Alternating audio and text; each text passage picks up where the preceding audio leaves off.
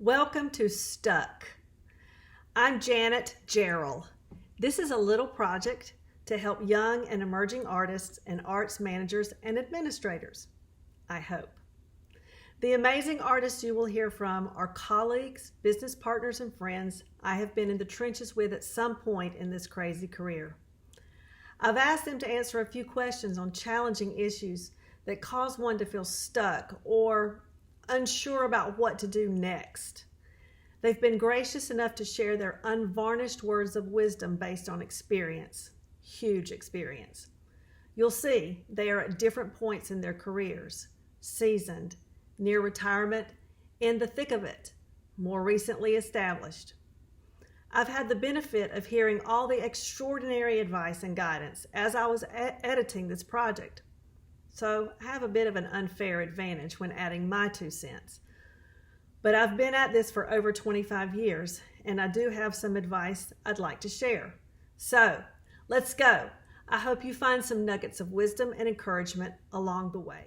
What do you wish someone had told you when you were starting all of this? Say about 25 years old. Or what is your best piece of advice for the next generation?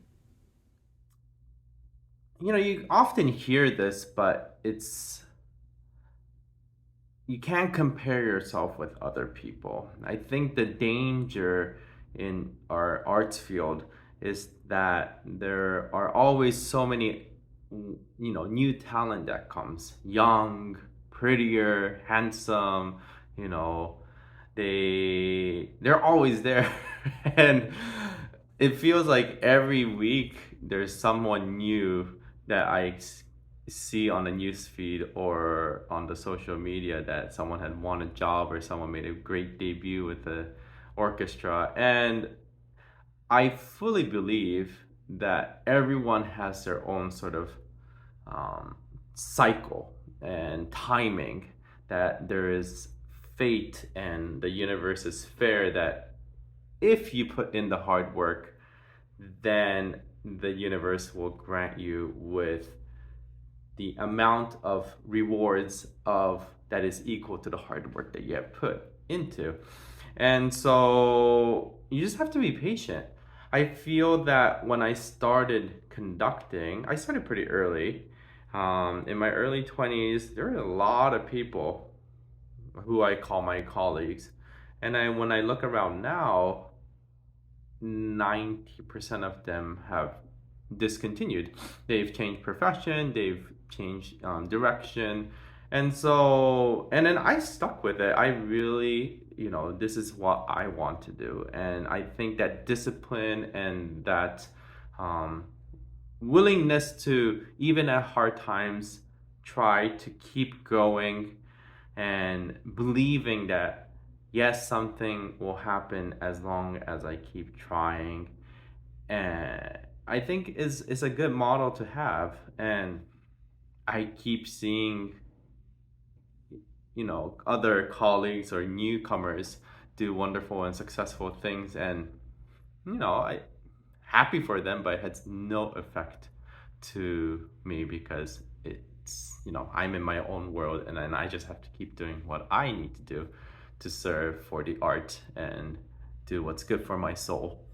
A lot of pieces of advice I could give, but I would say to start your exit game now. Your act 2 is what I like to call it. Think about what you want to do after you're done singing, because sometimes it comes up quicker than you think, because people get sick, they have surgeries, they have children, and they go through divorces or they get married. Life changes, and it changes quickly often. So for myself, I created opera from a sister's point of view, a theme-based concert that demystifies opera for audiences that normally wouldn't go.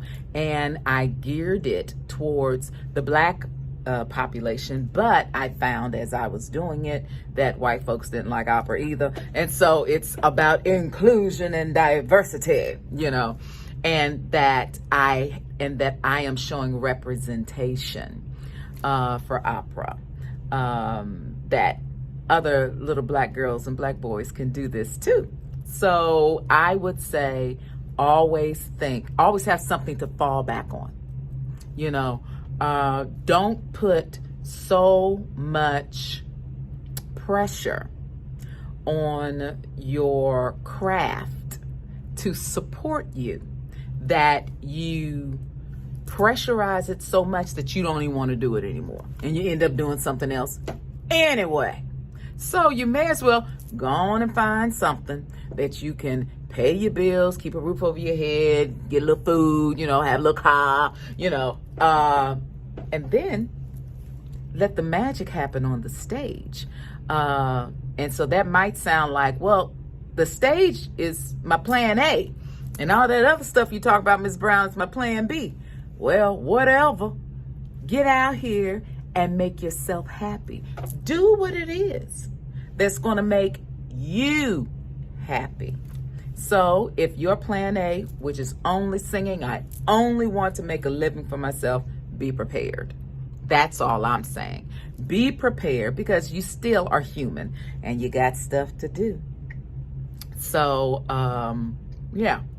think about your act 2 before you even get to the prologue. Whatever you do, follow up and follow through. If you only do those 2 things, you will be light years ahead of your colleagues. I'm serious. Even if following up and following through is to say you're not available or you can't do it, just follow up and follow through. There are a lot of auditions, roles, jobs, and opportunities left on the table from unanswered calls, emails, and texts. Also, don't underestimate the value of internships, understudies, and cover opportunities. I have witnessed the power of those opportunities over and over again that many artists feel are beneath them, or even administrators feel are beneath them. On-the-job training or immersion into your field is good for the emerging professional, as well as potential hirers who watch you in a professional setting for later opportunities. In your downtime, learn a second language. I wish I had done that. Be the reliable person. That's how you get work. Really know your music. Be early. When you say yes to a gig, make sure that you really think through, that you have time to learn whatever piece of music you were asked to learn, because people rely on you. And when you come in prepared, they will remember that. And so that's how you get work. Look, I wish somebody had told me about money, and not just about what it is. Yes, philosophically, metaphysically, yeah, what is it? I wish they had taught me just a sample of good personal finance. Like, look, kid, since you're a 1099 independent contractor and your income is not taxed, so you need to save 30. Anything you get paid as an independent contractor that is electronically transferred in any way, check, save 30% of it. Put it in a separate bank account that's hard to access. Put it in the savings account and just don't touch it. Then the remaining 70, save 10% of it. And the rest, try to not spend all of it. Try to save the rest of your money as much as possible, because saving money gives you capital to deploy to develop your dreams. Ultimately, we want to be able to fulfill ourselves with the projects that matter the most to us. And if we can't spend the time on it, or if we can't spend the capital on it because we're just not allocating either of those resources well, we can be stuck. like literally stuck. It's like you have a bunch of dry firewood everywhere, just littered all over the ground, but you don't have a spark. It doesn't matter. It's all covered in gasoline. It doesn't matter because you don't have the spark. So I've learned that for me, I'm just distill it here. 20 to 25-year-old me, I wish somebody had told me that having a nice savings for my dreams to deploy at will when I find the thing that I really want to do, having that is a spark to light the whole flame. So wish somebody had told me that. I would say it's important to listen to your heart. Listen to your heart and soul. Do what you love to do, even if it means you have to make money doing something else. We all have to make money. This world rotates because of money.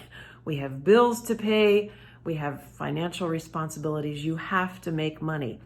And you're not all going to be able to make money in the arts. It's a supply and demand problem.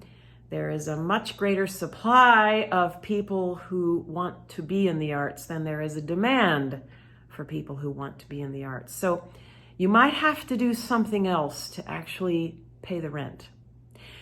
But you will be a happier person if you listen to your heart and soul and follow that path. Performing is wonderful. It is a high like nothing else. And it's an addiction. For me, it was at least. It's an addictive high. And it's like nothing else. It's a very, very small group of people who get to experience that. But here's the problem. Like a high, like a drug-induced high, it's here today and gone tomorrow. So you need other things in your life which don't disappear after 24 or 48 hours, like the high of a performance does. I wish somebody had told me that when I was 25 as well. Comparing yourself to others is a recipe for heartache. The best way to maneuver, the best way to navigate through your life is to always know you're being your best self. Nobody else can do that anyhow.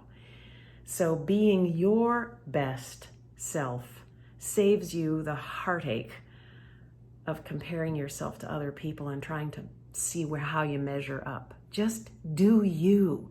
Just be you and be really, really good at it. That's the best way forward. Hindsight is always 20/20.